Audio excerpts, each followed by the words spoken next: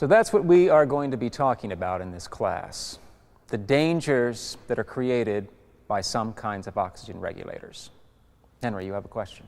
Well, I've been a firefighter for 11 years now, and I work with oxygen regulators every day on the job. And what you've just showed us, well, I've never seen anything like that happen. Well, even though you may have never seen it happen, the potential is there.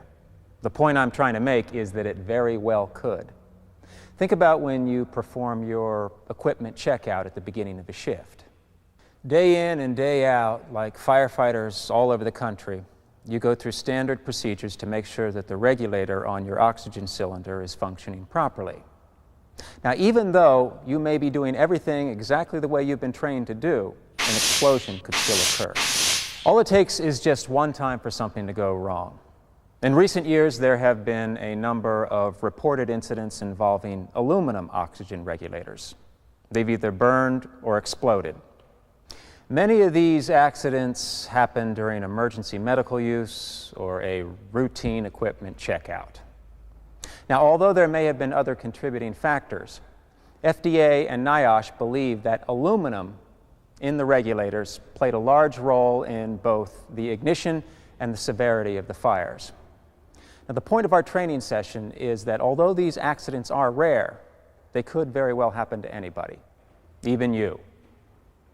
I talked with several people in the field who have been victims of oxygen regulator explosions, and one of them told me that he was doing everything exactly the way he was supposed to do.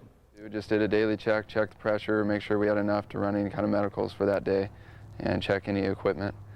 And when I went to turn on the regulator, turn on the bottle for the oxygen to check the pressure, I heard a sound. I didn't see it initially because a habit I've gotten into turning on the bottles is that I turn my head away from the bottle. Can't quite describe it, but it was more of a high pressure leak, and then also the sound of something burning, something burnt, violent, not quite explosion, but just a high pressure leak with violent burning or fire sound. I did what I was trained to do, and I performed that function for the last 11 years, and I haven't changed anything in the way I've been opening the bottle or actually working with the bottle. It was at shift change. I worked night shifts. I had just gotten into work at 7 p.m. at a location we call Medic 6. I had gone outside to start checking off the truck like we normally do. Right when I cut it on, I heard the normal spew of air into the regulator, and then it sounded like a gun went off. And there was a flash, and I just remember seeing flames and feeling the severe pain from the fire and running inside to get help. From those comments, you can see that this is a very serious situation. And when you think that oxygen regulators are used in a wide variety of different environments, the problem is compounded even more so. So now you see why the safety of oxygen regulators is very important for keeping yourself and others out of jeopardy. Yes, Stan. How many oxygen regulators are out there being used? I mean, does anybody know? Current estimates are that there are about 20 million high-pressure regulators that are now in distribution, and about 1.5 million of them are used for medical reasons. Well, I know that I have one in the trunk of my squad car, and I realize they're carried on emergency response vehicles, but what other kinds of uses are there for them? In addition to their use with fire departments and rescue squads, oxygen regulators are also found in hospitals, aboard ships, in nursing homes, on airlines, in home health care, on oil rigs, and even for dealing with scuba diving accidents. So as you can see, oxygen regulators are used in a wide variety of instances. Yes? I'm a nurse, and I was taught very early on not to let anyone smoke around a patient who's on oxygen. What is it about high-pressure oxygen that makes it so dangerous? How can it cause fires? Oxygen itself doesn't burn, but it does support combustion. Now, there's something that's called the fire triangle that you need to understand in order to handle oxygen equipment safely. The fire triangle is comprised of three things that are needed to start a fire: oxygen, fuel, and a heat source. So in order to start a fire, you need all three of these items and not just oxygen.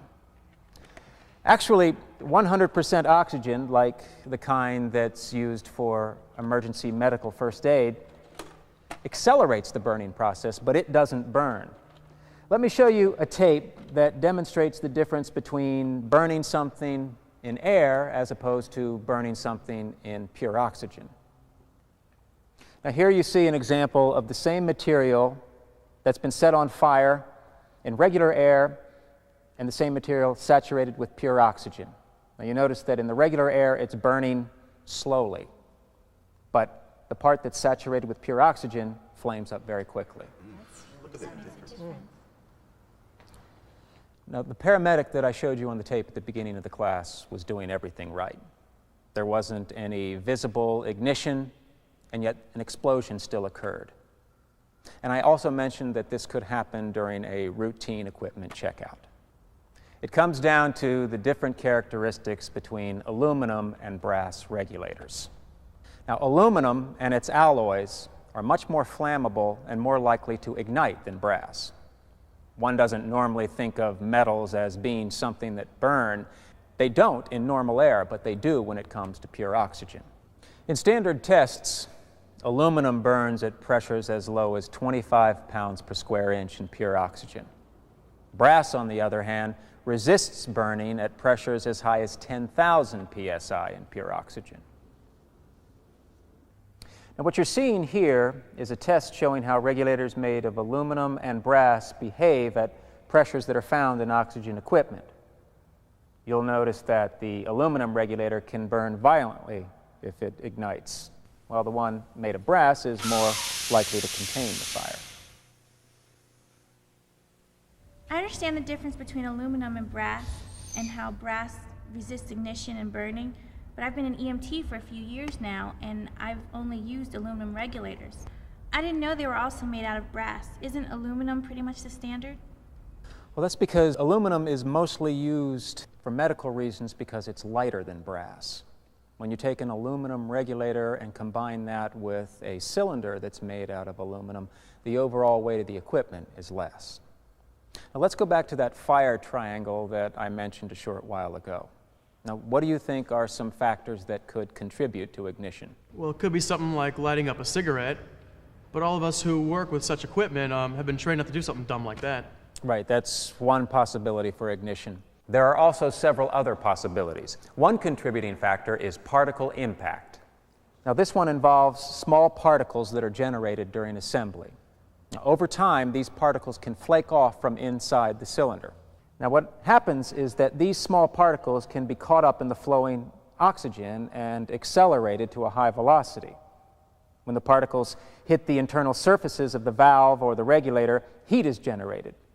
Now, although these small particles wouldn't burn in air under high pressure, they can burn in oxygen, and that can ignite a fire. You mean that's all it takes? Just opening the post valve and the thing can blow up in your face? Unfortunately, yes. In one of the interviews, Charlotte James said that she wasn't doing anything wrong. I couldn't understand. I didn't do anything wrong. It was a normal day, nothing peculiar going on. I cut it on like I have done for 2 or 3 years, checking the oxygen off, and I just couldn't understand why this was happening to me.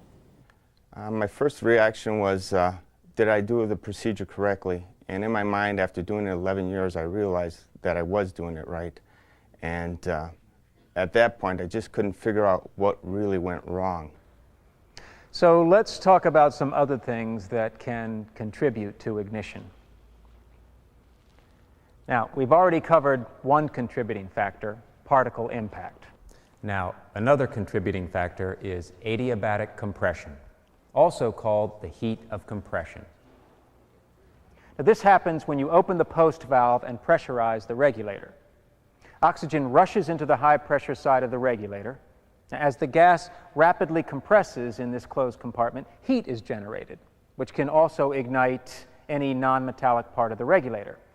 That heat can also ignite contaminants inside the regulator, which brings me to my next point, contamination. Now, this involves exposing parts of a regulator or a cylinder to a contaminant like grease or an oil-based lubricant, parts that come into contact with the high-pressure oxygen.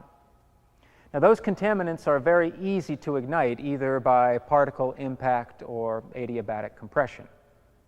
Let's say you are changing out a regulator and you need a wrench. You don't have one handy, so you go to another work bay and borrow one that may have been used to change a tire or fix a spark plug in an engine. Now, that sort of thing never happens at your place, right? Well, if it does, there's a serious risk of fire the next time that regulator is used, because that wrench you used may have been contaminated with oil, grease, or some other lubricant. And if that contaminant finds its way into the cylinder, then safety can be seriously compromised. Yes? You know, I've been an EMT for a very long time now, and I've used aluminum oxygen regulators pretty much since my very first day on the job. I've never had a problem with them, and I've never heard of anybody else having a problem, at least until now. Why all of a sudden do we need to worry about this? Well, there have been a number of reported incidents involving flash fires or explosions with aluminum oxygen regulators. Now, these accidents have been documented by government agencies like FDA, NIOSH, and NASA. As a matter of fact, one person has died. Others victims have suffered second and third degree burns. This isn't to mention the emotional trauma that they've all gone through, extensive and painful skin grafts, and long absences from work. In fact, one victim that I spoke with said that she had suffered deep second-degree burns on both palms of her hands, both forearms, my abdomen, and both thighs to my knees. First-degree burns to my face and neck. This hand had direct flame contact. Luckily, I had my uniform jacket on, so right here the burns, there's a line there where the burns stop. So the nylon just being the bag that just basically started popping up, landing on my hand all over my jacket and pants. The incident occurred January 20th, 1999, and I've been off the job ever since then. I'm still in rehab, and I'm still recovering from my injuries. Being the summer months and having scars on my legs, I was kind of self-conscious of that. As far as work goes, I've yet to return back to the truck. I am scared to death to be around oxygen. So just being around it, I feel really uncomfortable. It's, like I said, it's a memory that's still there. It's been over a year, and it's still like it was yesterday. You can see that although an oxygen regulator fire is rare, it can end a career or even a life. Okay, I think we all understand there's a problem, but what can we do to correct it? Well, you can do that by utilizing the proper methods for storage, maintenance, and handling. Now, first of all, you need to store oxygen in a clean, dry location, away from direct sunlight. This is because materials burn much more rapidly when permeated with enriched oxygen rather than normal air. Now, I think somebody already mentioned this next item. Don't allow smoking near oxygen equipment, or any type of flame for that matter. Don't allow post valves, regulators, gauges, or fittings to come in contact with oils, grease, organic lubricants, or any other kind of combustible substance. And as I said a minute ago, make sure that any cleaning, repairing, or transfilling of oxygen equipment is performed by qualified personnel. Usually this involves turning the oxygen unit over to the manufacturer or a qualified third party. If these tasks are to be performed by someone on staff, then that person needs to be properly trained and certified. For example, pressure gauge change out and contamination have proven to be a problem when handled by someone who isn't properly trained or certified. If work is performed on oxygen regulators within your department, it's essential to designate special tools that are labeled for use with oxygen equipment only. These tools also need to be kept clean and stored separately. It's also important not to block the regulator's vent holes with any added components, such as gauge guards. And finally, use plugs, caps, or plastic bags to protect off-duty oxygen equipment from dust and dirt. A fire chief that I talked with made an important comment about the safety problems that occur with aluminum oxygen regulators and how his department made the transition to brass. So we made a decision to replace our regulators that same day. And our instructions were to the guy in charge of it to get new regulators here any way possible that day. And so we replaced all our regulators with brass-bodied regulators the same day of the accident. It's been shown over and over again that aluminum regulators have a propensity to catch fire or to propagate fire. And brass regulators would give us the peace of mind and safety that we need to provide our service. And that was what they found, was that brass was a little bit better material because it didn't ignite when introduced to oxygen at high pressures. So that's why we started looking at the brass regulators, and we moved in that direction quite quickly. Another thing that you need to consider besides brass versus aluminum are the materials that are used in different components of the system. For instance, you should select a brass regulator that uses a sintered bronze filter rather than one that uses a less fire-resistant metal such as stainless steel. Another important consideration is the gasket. It also should be as fire-resistant as possible. It's also essential that non-flammable lubricants and cleaning agents be used in maintaining oxygen equipment, and that they be used as sparingly as possible. So now, wait a minute. Didn't you say that servicing should be done by a qualified technician? My department's SOP is to send them out. That's exactly what should be done.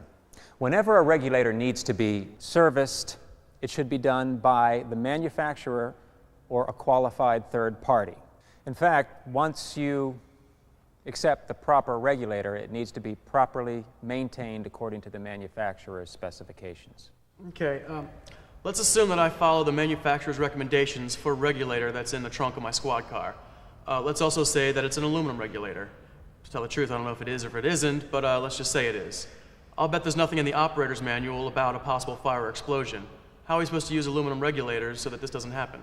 In minimizing the likelihood of igniting a fire or to lessen the severity of injuries in case one should occur, it's extremely important to properly check out, set up, and use your oxygen regulator.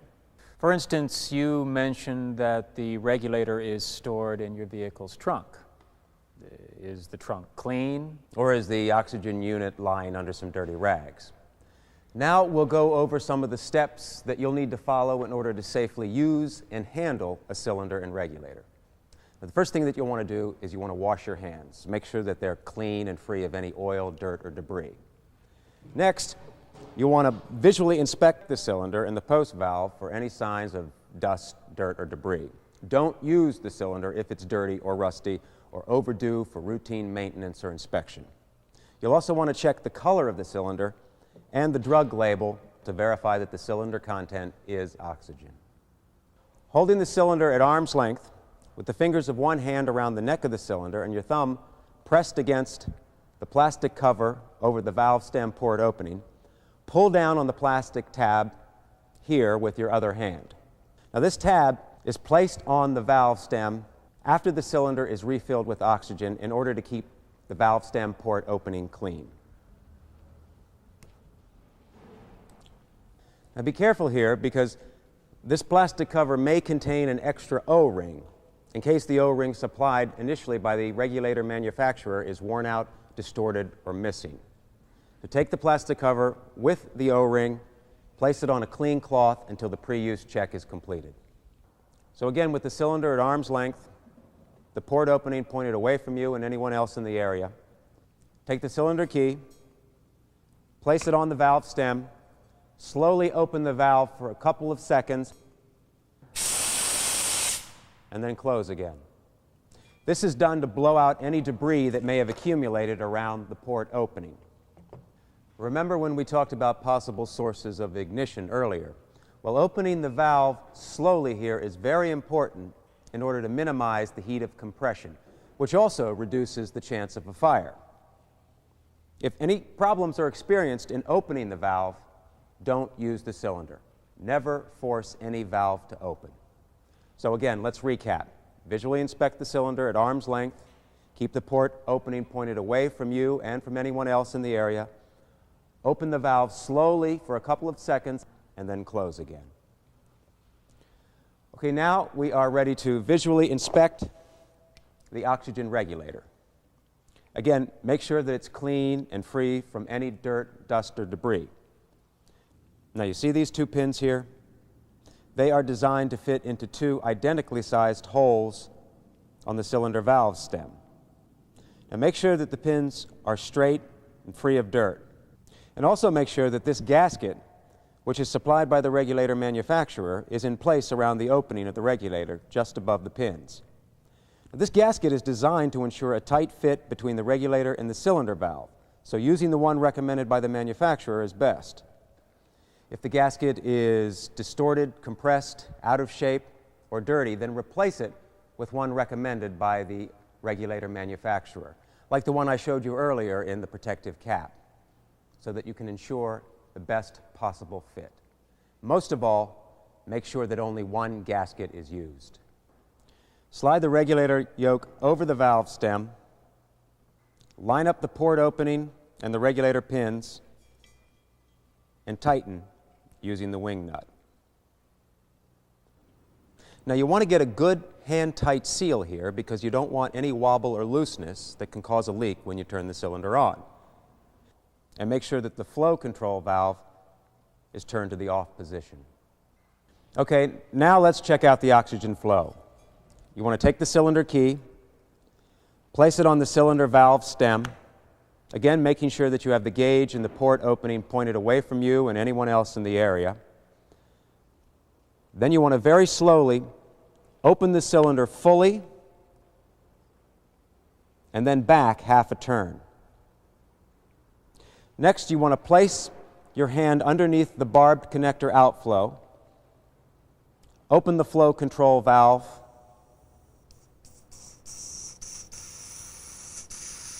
to verify the oxygen flow, and then close the flow control valve. Once you've closed the flow control valve, you can close the valve on the cylinder slowly and tightly, and then reopen the flow control valve in order to bleed out any remaining oxygen in the regulator until the pressure goes back down to zero. Then you want to place the cylinder back in a cylinder caddy or a holding bay on your rescue unit. It's preferable that you store cylinders in an upright location, but that will be dictated by how much space you have in your rescue unit. What is important is that you have the cylinders secured and in a clean location. So again, take care how you store the unit in your rescue vehicle. Okay, let's recap. Clean hands, visual inspection, slowly open valves, and store in a clean place in an upright location. Now you can see it doesn't take a lot of time to do this kind of thing safely and correctly. When I talked to Jerry Hammernick, he told me that the best advice he could give is to take action immediately. Follow the guidelines that we've learned through the studies, through these incidents that have happened. Make the changes in your department. Spend the money if necessary, but fix it, because the cost down the line in both dollars and in human cost is much higher than anything you'll spend to fix the problem today. It'll be quite obvious once you look into this and educate yourself on how this stuff is used, the safer regulators that are out there. And I feel quite confident that you'll make the change to the safer regulators. The main thing that we would really like the other folks to do is take a look at their equipment, not be complacent, because it's easy to do. Try and stay on top of the information curve. That's one of probably the most important things to do. If that accident's occurred in your department, that percentage is pretty high. So it's pretty easy to justify going to the brass regulator for us. We have learned a lot. We've learned a lot from the experts we've brought in and from the experience that we've had. And from all those, I came to a conclusion that in order to give peace of mind and safety to my people, as well as the public we serve, we made the change to full brass-bodied regulators. Hopefully by now you have an appreciation of the potential fire hazards presented by oxygen regulators, and an understanding about what you can do to maintain your safety and the safety of those around you. Now, although these kinds of instances are fairly rare, the consequences can be severe and long-lasting. Now, none of the people you saw on the tape ever thought anything like this could happen to them, but it did. Although their physical scars may have healed, they still have emotional ones to deal with. And that's not to mention that they are now unable to continue in the careers they love. That's it for this morning's session. What I'd like for you to do when you get back to your jobs is to share the information you've learned here today with your coworkers. Try and watch how they handle oxygen regulators and cylinders. Let them know how to safely check out their equipment and minimize the chance of an accident. If you'd like more information on oxygen regulators, feel free to give me a call. Or you can go online and check out the web page of the Food and Drug Administration. It provides a public health advisory issued by FDA and NIOSH. Based on field reports, this advisory explains the hazards presented by aluminum oxygen regulators. It also offers many of the safety procedures that we've covered today. NIOSH also has a web page that offers details about an oxygen regulator incident in Florida. Some other helpful websites include the Compressed Gas Association, the National Fire Protection Association, and the American Society for Testing and Materials. Remember, by using the proper safety procedures and using the right equipment in the right way, you can reduce the possibility of igniting a fire. Now let's be safe out there. Thanks.